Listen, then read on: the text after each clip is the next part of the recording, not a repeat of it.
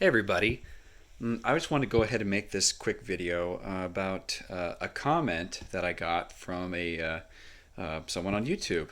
And it was a question about the Greek New Testament video that I made.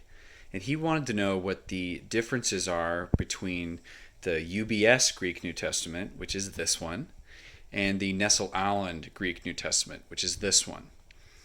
Now, there are newer editions of both of these, and I mentioned that in that video.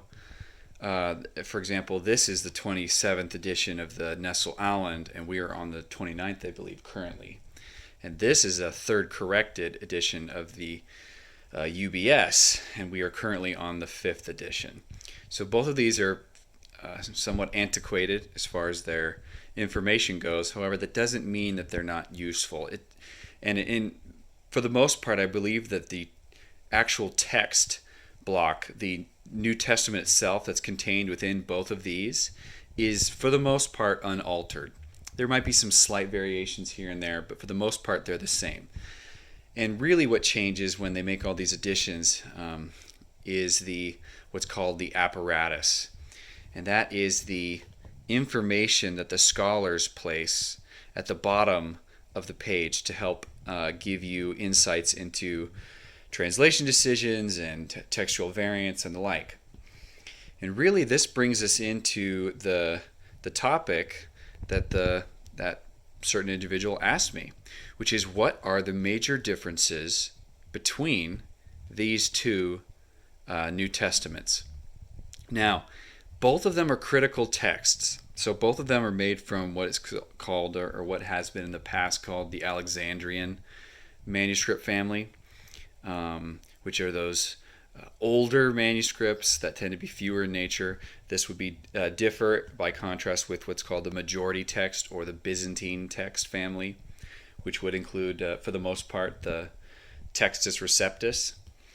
So these are not those. These are, like I said, critical text New Testaments, and at least these two editions here have the exact same Greek New Testament. So if I were to open this up here, so here we're in Acts, the book of Acts.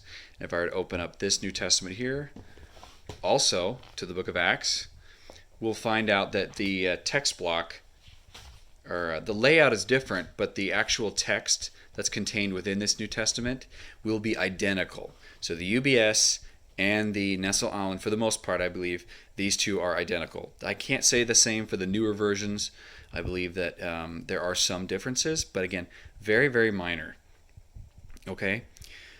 Really, where the differences come from are the apparatus of these two. Okay? So let's go ahead and let me pick a spot here. I've already gone ahead and pre-selected a passage. But if we look over here at the UBS, we see here we're in John chapter 1, and the verse we're going to look at is 18. But go ahead and look down here at the apparatus. So you see here, not this is cross-references, but over here, this is all the information that the translators are giving you about New Testament manuscripts or variations. And this is the UBS, like I said. And if we come over here to the Nestle Aland, we see this also has an apparatus. But if you'll notice, these apparatuses look very different from one another.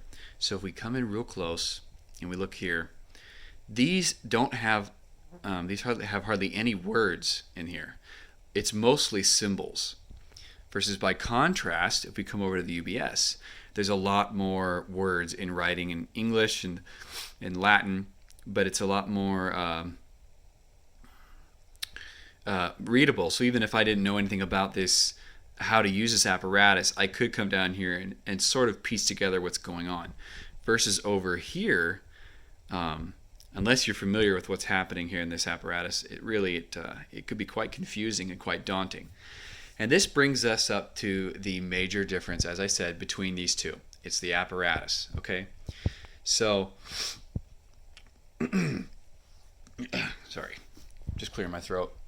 So the UBS over here, typically, the UBS editions typically aim to provide a text that is more accessible for translators. Okay, so they'll be focusing on those variant readings that have the most significance for translation and interpretation. I should also note that, as I said before, that the UBS is designed to be more user-friendly. So this is more accessible to get into. It's easier to figure out what's going on in the text as far as the variant readings go. Now, by contrast, the Nestle-Aland is one of those New Testaments that's designed to be more comprehensive in its notes. So the notes that you'll find in the Nestle-Aland are not going to be necessarily the most significant manuscripts that are focused on, that translators will be talking about, but rather it'll be focused on more information in general. And that doesn't necessarily apply to translations, but more on the line of textual criticism. So, like I said, I went ahead and pulled up this passage in particular between these two, and it's John chapter 1, verse 18. Okay? And let me look here. I pulled up a note here. I'm just trying to... Okay. So John chapter 1, we see here in the UBS, it has these English titles here, as well as with these, as you can see here, we have these cross-references to similar passages. So we have Matthew chapter 3, verse 1, Mark chapter 1, verses 2 through 8, and Luke chapter 3, 15 through 17. So these are parallel passages that are talking about the same story right here. But what we're coming to is John chapter 1, verse 18. Okay? And in English it would say that no one has ever seen God, the only God who is at the Father's side, he has made him known. Okay? Now, there is a variant reading that some manuscripts say the only, rather than saying the only God, as we see here, which says monogenes theos. Okay? Some manuscripts don't say only God, they say only Son. Okay, so it wouldn't say theos, it would say huios. Now, in the UBS, if we look at this passage, we see up here, see that little 5? Now, we are in verse 18, and the footnote is 5. So, if we come down here in the UBS, okay, we come down here, and we see that little 5 right there by 18. So we know that this is the footnote about verse 18. And we see here, monogenes theos, okay, only God. And we see that this reading is found in P66, which is Papyri 66, as well as Sinaiticus, Vaticanus, and so on. Now, some manuscripts don't say only God, but the only God, okay? That's the ha, it's a definite article, nominative singular. So, ha monogenes theos. And we see that P75 has this, as well as Sinaiticus. Now, the differences between this Sinaiticus and this Sinaiticus is that it has this little symbol on the side. Now, let's just say we don't know what's happening between these two, okay? For argument's sake, we say, oh, I don't know, what does that mean? Now, if you turn to the introduction of the UBS,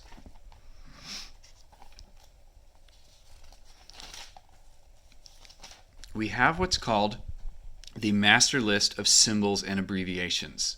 Okay? Now, we see here, this is talking about which readings they think are the strongest, and they'll give you an A reading, a B reading, a C, or a D.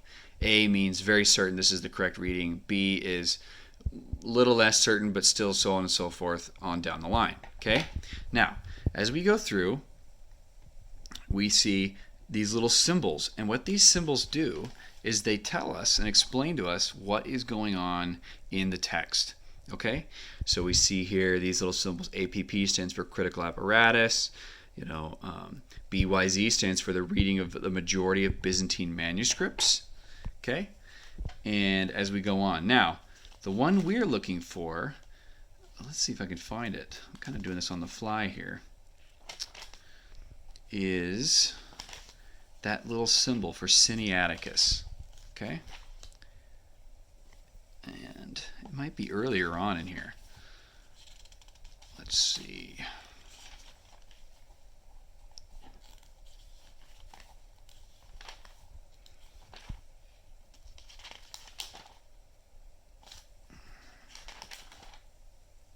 Okay, so this, here we go.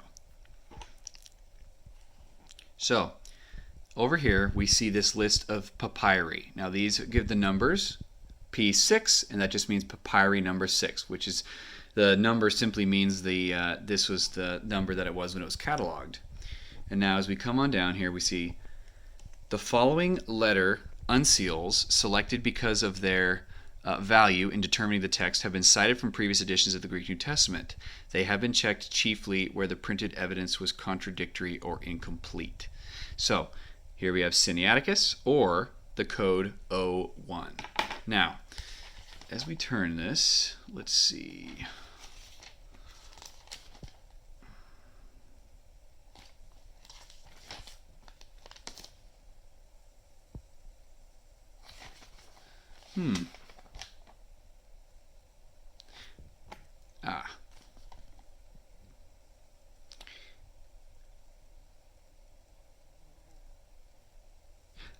Okay. So here we see these symbols will accompany each of those letters. So if we see this asterisk, it is the reading of the original hand of a manuscript. If we see this C, it means the corrector of a manuscript. Okay. Now this is significant because sometimes in manuscript, in texts, we'll see the original text that we find, but we'll notice that in the margins of those original manuscripts, there'll be these little notes that they'll write in that talk about, that are written in by other scribes who are examining those manuscripts, and they come to conclusions and they say, well, I don't think this reading that we found is authentic. So they go ahead and they write in the margins what they believe is the correct reading. So, as we see here, as we were looking at before, we see monogenes theos, and Sinaiticus here with this little asterisk. Now, that asterisk means that the original manuscript has monogenes theos. But if we come over here, we see that this one, Sinaiticus with a C, that somebody down the line was reading Sinaiticus and thought, well, actually, I believe it should be the only God, not simply only God. And so they wrote that in the margin. So see, that really helps us out, and it really simplifies things. And this system is fairly simple to get used to. It takes a little bit, but in the long run, it's not very hard. Now, after these symbols here, we see various different evidences. We see here is the Coptic, we have the Syriac, the Ethiopic, then we have Theodosius, we have Clement, Valentinus, Irenaeus. These are all people that quoted this version of the message of the manuscript, the only God. Okay, but like I noted before, not all manuscripts say only God. Some say the only Son, and that is this down here. So we come down until you see this symbol here. See that 2 line there?